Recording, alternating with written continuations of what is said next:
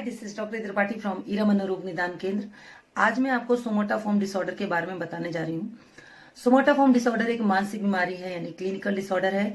और इस बीमारी में पेशेंट बहुत बार ये कंप्लेंट्स करता रहता है लोगों से कि वो बहुत बीमार है, उसको कई सारी बीमारियां हैं। कभी कभी पर्टिकुलर कोई एक बड़ी बीमारी का नाम बता करके बताता है कि वो बहुत बीमार है।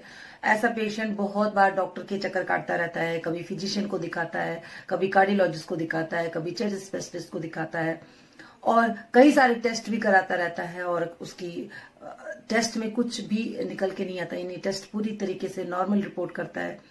पेशेंट को लगने लगता है कि डॉक्टर उसका सही से इलाज नहीं कर पा रहा है या डायग्नोज नहीं कर पा रहा है।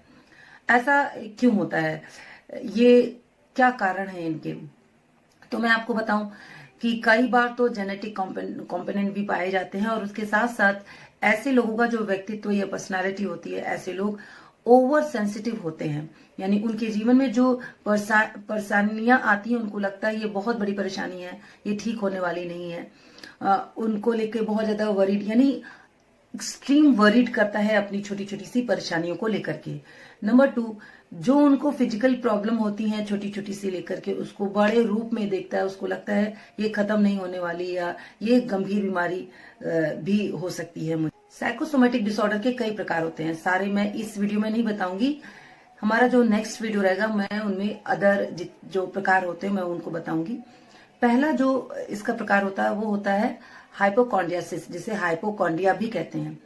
इस बीमारी में पेशेंट पर्टिकुलर किसी एक बीमारी के बारे में लगातार कंप्लेंट्स करता रहता है कि उसको ये बीमारी हो गई है। वो कई बार कई सारे डॉक्टर के पास जाता रहता है और कंप्लेन करता रहता है कि मुझे ये बीमारी हो गई है, और कई सारे टेस्ट कराता रहता है। और हालांकि हर टेस्ट में नॉर्मल रिपोर्ट उसकी आती है। उसको लगने लगता है कि शायद डॉक्टर्स उसको डायग्नोज नहीं कर पा रहे हैं। पेशेंट सालों से एक ही बार रट लगाता है कि उसको कॉन्स्टिपेशन की शिकायत है, उसको कब्ज की शिकायत है, उसका पेट अपसेट रहता है, उसका पेट सही, वो कुछ भी खाता है कि वो खाने को पचा नहीं पा रहा है, ये चीज उसको नुकसान कर रही है। और इस चीज को लेकर के वो डॉक्टर के चक्कर काटता रहता है। उसको लगता है कि ये डॉक्टर नहीं सही बता पा रहे, तो हमें इन डॉक्टर के मिलना चाहिए, वो सही डायग्नोज नहीं कर पा रहे हैं।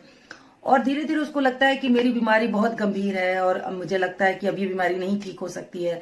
पेशेंट होपलेस होने लग जाता है। हालांकि 5th edition of the diagnostic statical manual of mental disorder यानी DSM-5 से इसको रिप्लेस करके इलनेस ऑफ एंजाइटी डिसऑर्डर में कर दिया गया है, क्योंकि इसमें पेशेंट को बहुत एंजाइटी होती है। सोमाटाफॉर्म का जो सेकेंड टाइप है वो है सोमाटाइजेशन।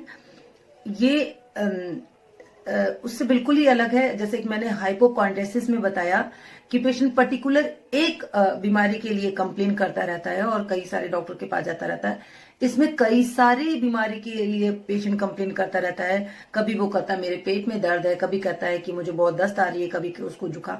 इस तरीके से कई सारी कंप्लेन वो करता रहता है कि मुझे ये बीमारी हो गई है, मुझे वो बीमारी हो गई। मल्टीपल बीमारी के बारे में जाकर के डॉक्टर्स को कंप्लेन करता रहता है, मेडिसिन लेता रहता है, कई सारे टेस्ट इसमें भी कराता रहता है पेशेंट सालों साल तक, और वो बहुत परेशान रहता है। उसको इसी से रिलेटेड उसको बहुत सारी एंजाइटी होने लगती है। थर्ड है सोमाटाफॉर्म पेन डिसऑर्डर।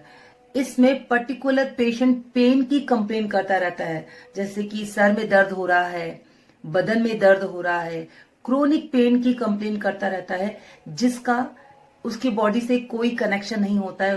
कुछ टाइप थे सोमाटाफॉर्म डिसऑर्डर के, और इसमें पेशेंट जो कुछ भी कंप्लेन कर रहा होता है, चाहे वो हाइपोकॉन्ड्रियासिस में, चाहे सोमाटाइजेशन में, चाहे सोमाटाफॉर्म डिसऑर्डर में, सभी में जो भी वो कंप्लेन करता है उसका उसकी बॉडी से कोई कनेक्शन नहीं होता। यानी कोई बॉडी डिसऑर्डर या बॉडी डिस्कम्फर्ट नहीं होता है, या किसी तरीके से फिजिकल इलनेस नहीं पाई जाती है इनके रिपोर्ट्स में। ज्यादातर इनकी रिपोर्ट्स बिल्कुल पूरी तरीके से नॉर्मल होती है। उनका एक बिलीफ होता है अपनी बीमारी को लेकर के। ज्यादातर हाइपोकॉन्ड्रियासिस में पेशेंट को बहुत बिलीफ रहता है, उसका एक सोच रहती है कि उसको ये बीमारी है और लोग उसको समझ नहीं पा रहे हैं।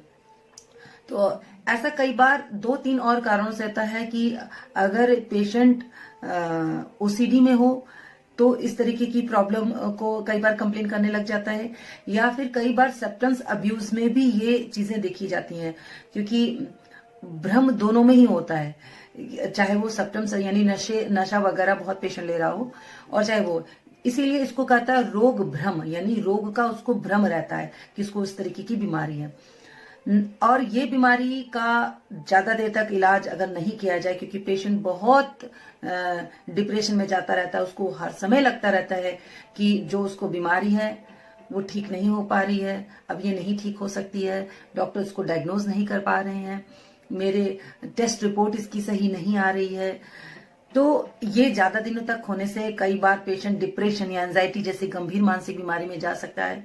सो आपके आसपास कोई भी आपको ऐसा लगता है कि जो इस प्रॉब्लम से सफर कर रहा है, तो आप तुरंत का तुरंत उसको डॉक्टर से कंसल्ट करने की सलाह दें, हमारे पास आए और अपना ट्रीटमेंट कराएं, लग करके ट्रीटमेंट कराएं, क्योंकि इरा मनोरोग निदान का कहना है कि मनोरोग से मुक्ति यही खुशहाल जीवन की शक्ति है। So bye bye and take care.